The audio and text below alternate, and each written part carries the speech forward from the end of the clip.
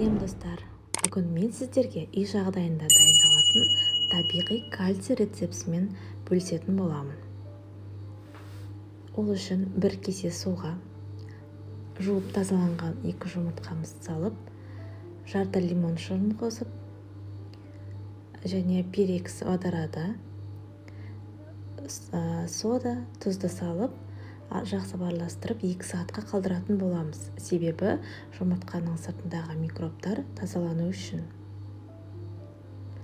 Мінекей 2 сағатымыз өтті, және бізге керекті заттар құрамын описанияға жазып қалдыратын боламын. Және осындай кофемолка керек болады бізге.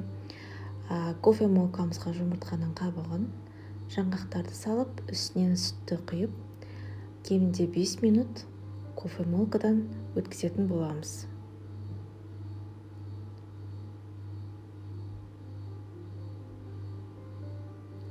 Бұл кальций біз отбасымызбен күнде қолданамыз. Дайын болған кальций 3-4 адамға арналған.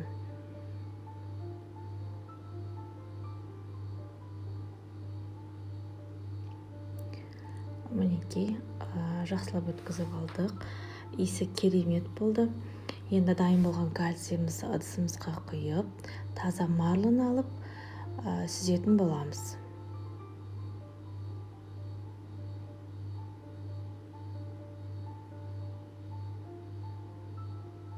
Мінекей достар, біздің табиғи дәмді кальцийіміз дайын.